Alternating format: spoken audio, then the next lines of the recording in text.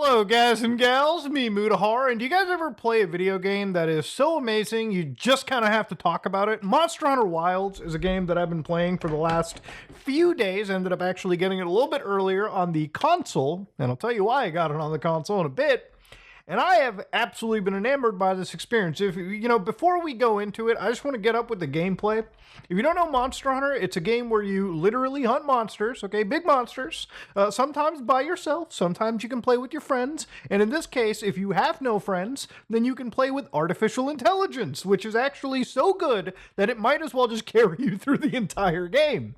So when you hunt these monsters, you end up collecting their various gears, and you can make pants, shirts, helmets, whatever you want out of their gear. You can make new weapons. It's a game where you literally have to grind and grind and grind, fighting fun monsters, and just keep getting every single gear set imaginable.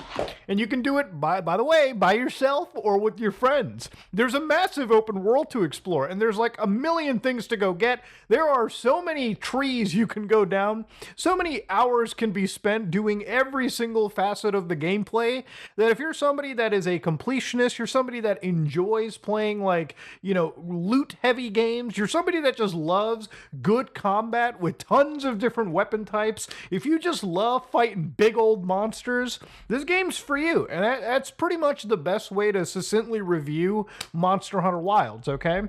And while I've seen online that the game is apparently 15 hours long, I can assure you from a Monster Hunter gamer that you can absolutely play this game for hundreds of hours, because just finishing the main story and seeing the credit rolls is basically like completing the tutorial. Then you start getting into high rank, end game stuff, and that's when the game really allows you to flesh out your Monster Hunter experience, okay? So again, if you're wondering for the price of admission, is there enough content, and am I gonna get bored? I'm gonna say, if it clicks with you, like it clicks with me, like it has clicked with me, you will absolutely get your money's worth out of this game, for sure. It plays well, it's an absolutely brilliant step up to the Monster Hunter franchise, and I would say that if you are somebody who has always played a previous Monster Hunter game and wanted it to be a little bit more accessible, this game is about as accessible as the Monster Hunter franchise is gonna get, without it absolutely taking away from that, I would say, hardcore purism that older gamers of this franchise are usually aligned for, okay? It's actually a perfect balance for old and new. But there's a bit of a concern with this game, and that is how it looks. Now, to give you an idea, I am somebody that is, I do enjoy a game that runs well. I don't really care so much for the graphics these days. I generally think most video games that come out now look pretty good for the most part. However, I'm just somebody that enjoys a game running at a stable frame rate, okay? Instability is an issue, and that's something this game is pretty much known for. The greatest monster you'll be fighting is actually terrible performance and optimization. So this footage that you're seeing right over here is from the console version of the game, and I'm running this, mind you, with the quality mode, so I've got like the ray tracing, the frame rate is limited down a little bit. And these are not PlayStation 2 textures. No. These are textures from the actual PS5 build of the game. You might be like, but Muta, maybe you didn't update. No. This is with the updates. Every single patch has been installed. All optimizations that Capcom could have provided are there. The game looks like absolute dog shit. I mean, ladies and gentlemen, these textures might as well be from the fucking PSP, okay?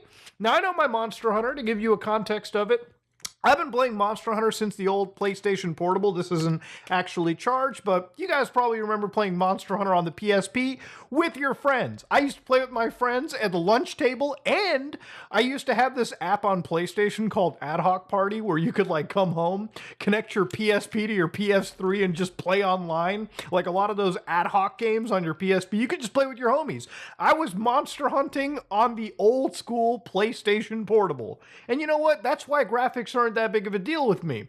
But at least in the days of the PSP, the frame rate fucking worked, okay? Which is the actual important part of this situation. Now, obviously, when a bad PC game somehow releases on the actual PC storefront, what's interesting enough, this is the craziest shit that I always see. Steam, right? So Steam is probably one of the biggest PC, storefronts ever. Game releases. It's gotten 2 betas so far. It has a benchmarking tool.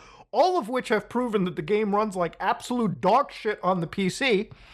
This version says mixed reviews. 53% of the reviews for this are positive.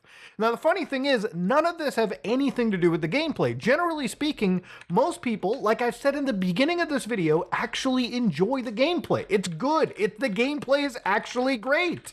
I mean, even if you look at the amount of players playing this right now, guys, as we're talking, 757,000 hunters are on Steam alone.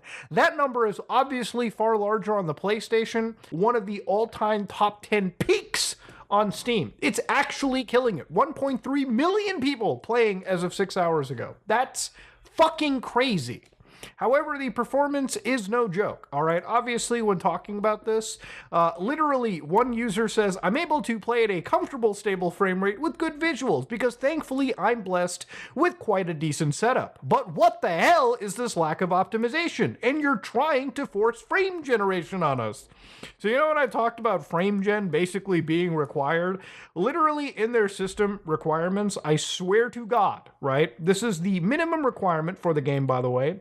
You need a 1660 GTX, which, whoo, I would love to smell the fucking fumes from the gaming room that GPU is running this game on, okay? It needs 75 gigs of available space, which is fine. SSD is needed. We get it. I don't know why the textures aren't loading properly, even with the best SSDs. The game is expected to run at 1080p, upscaled from 720 resolution, 30 FPS under the lowest graphic settings. So, lowest possible system that they have, 720p, upscaled to 1080p. Dog, we are back to 360 PS3 resolutions, homie. So, of course, going up to the recommended specs with, by the way, a 2060 RTX and a Intel Core i5-10400, which isn't all that, crazy, but it should be able to run this game. SSD is required. The game is expected to run at 1080 60 frames with frame generation enabled under the medium graphic settings. Yeah, when I read system spec sheets like that, it shows me that the game is very much an unoptimized mess. Now, Monster Hunter Wilds is a good-looking game, but I don't think this game is that good looking that we need to have, even these system requirements actually taxed with running the game with frame generations and just at a baseline of 1080p, okay? It should be going far beyond it. I realize that the closer I get to games nowadays, like games in 2024, 2025, heck, even like a year or two ago, it feels like the actual visual quality you get from a video game kind of feels similar to a game that I would have probably seen 6-7 years ago at this point. But at least in those cases, games were running at their native resolutions, no upscaling, no frame generating. Things actually looked sharper, games that released 5-6 years ago, in my opinion at least. As somebody that just played through Kingdom Come Deliverance, yeah, I definitely feel that games were a little bit sharper back then. Now that we have to require things like upscaling, frame generating, things tend to lead to a genuinely softer image. Now, of course, obviously with a PC like mine, I don't expect myself to have any issues with this game, but I don't expect it to be running perfectly either, okay?